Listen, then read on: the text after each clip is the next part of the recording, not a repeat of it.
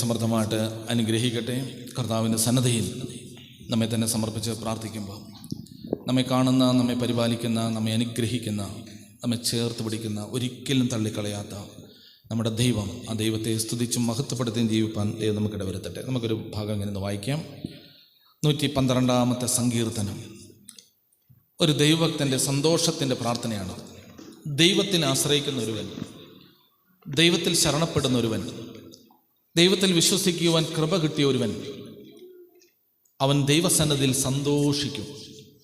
അവൻ സന്തോഷിച്ചിട്ട് പറയുന്ന ചില കാര്യങ്ങളുണ്ട്.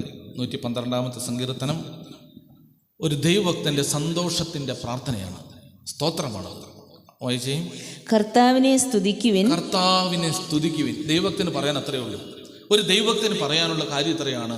അതുകൊണ്ടാണ് അവൻ എപ്പോഴും പറയുക, കർത്താവിനെ സ്തുതിക്കുവിൻ. ഒരു ദൈവഭക്തൻ ഒരാളെ കണ്ടാൽ ആദ്യം അവൻ പറയും, പ്രൈസ് ദി ലോർഡ്.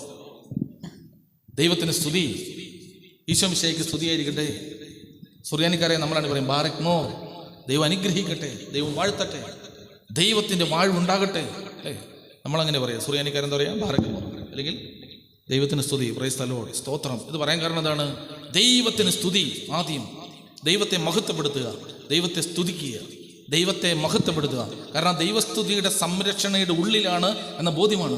അതുകൊണ്ട് എപ്പോഴും നമ്മൾ നടക്കുകയോ ഒക്കെ ചെയ്യുമ്പോൾ നമ്മളിങ്ങനെ ദൈവത്തെ സ്തുതിച്ചുകൊണ്ടിരുന്നു കഴിഞ്ഞാൽ നമുക്കറിയാം, ഒരു ബലൂണിനകത്ത് കയറിയിരിക്കുന്ന പോലെ കർത്താവിൻ്റെ സംരക്ഷണത്തിൻ്റെ അകത്ത്, ദൈവ സംരക്ഷണത്തിൻ്റെ അകത്തിരിക്കുക, ദൈവത്തെ സ്തുതിക്കുക, ദൈവത്തെ മഹത്വപ്പെടുത്തുക.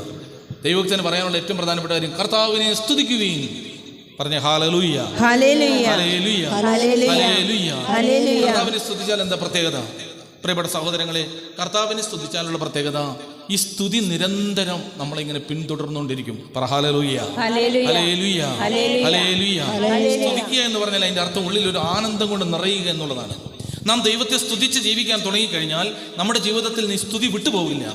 എന്തെല്ലാം പ്രയാസം പ്രതിസന്ധി വന്നാലും ഈ സ്തോത്രം നമ്മുടെ ജീവിതത്തിൽ നിന്ന് പോകത്തില്ല. ഹല്ലേലൂയ.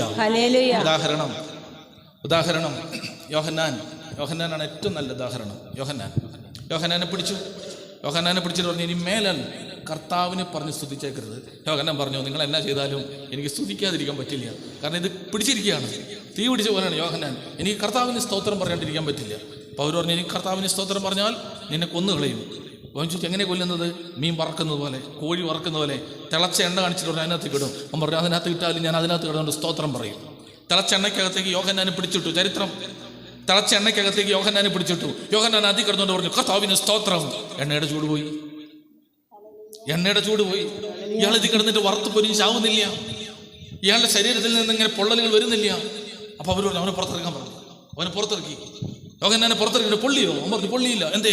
ഞാൻ സ്തുതിച്ചുകൊണ്ടിരുന്നു. പ്രിയപ്പെട്ട സഹോദരങ്ങളെ, ചില പൊള്ളലുകൾ, ചില പൊള്ളുന്ന അനുഭവങ്ങൾ, ചില പൊള്ളുന്ന ജീവിത സാഹചര്യങ്ങൾ, ചില പൊള്ളുന്ന ജീവിത മേഖലകൾ എൻ്റെ നിങ്ങളുടെ ചുറ്റും വന്നാലും അതിനകത്ത് കിടന്ന് സ്തുതിച്ചാൽ ആ പൊള്ളലിന്റെ ചൂടിനെ ദൈവം മാറ്റിക്കളയും. തീച്ചുളക്കകത്തേക്ക് ദാനിയേലിന്റെ കൂട്ടുകാരെ പിടിച്ചിട്ടപ്പോൾ അവരൊരു കാര്യം ചെയ്തു. അതിന്റെ ഉള്ളിൽ കിടന്നുകൊണ്ട് കർത്താവിനെ സ്തുതിച്ചു. പനിനീര് തളിച്ചുകൊണ്ട് 4ാമത് ഒരുവൻ അതിന്റെ ഇടയിൽ കൂടെ പോയെന്ന് ദാനിയേലിന്റെ പ്രവചനത്തിൽ എഴുതി വെച്ചു. 4ാമതൊരുവൻ. രാജാവ് ചോദിച്ചു, 3 പേരിൽ തീയിട്ടത് 4ാമതവൻ എവിടെ? അറിയില്ല. ആരാണത്? ദൈവദൂതന സമനായ ഒരുവൻ. പ്രിയപ്പെട്ട സഹോദരങ്ങളെ, ജീവിതത്തിലെ പൊള്ളുന്ന അനുഭവങ്ങൾ, ഈ കസേരകളിരിക്കുന്ന പലരുടെയും ജീവിതത്തിൽ, ഈ പറയുന്ന എൻ്റെ കേൾക്കുന്ന നിങ്ങളുടെ, നമ്മുടെ ജീവിതത്തിൽ പൊള്ളുന്ന അനുഭവങ്ങളുണ്ട്. അനുഭവങ്ങളുടെ ഇടയിൽ പെടുമ്പോൾ ഈ അനുഭവങ്ങൾ നമ്മളെ പൊള്ളിക്കാതെ ഇരിക്കാൻ നമുക്ക് ദൈവം തന്നിരിക്കുന്ന ഏറ്റവും നല്ലൊരു ആയുധത്തിന്റെ പേരാണ് ദൈവത്തെ സ്തുതിക്കുക.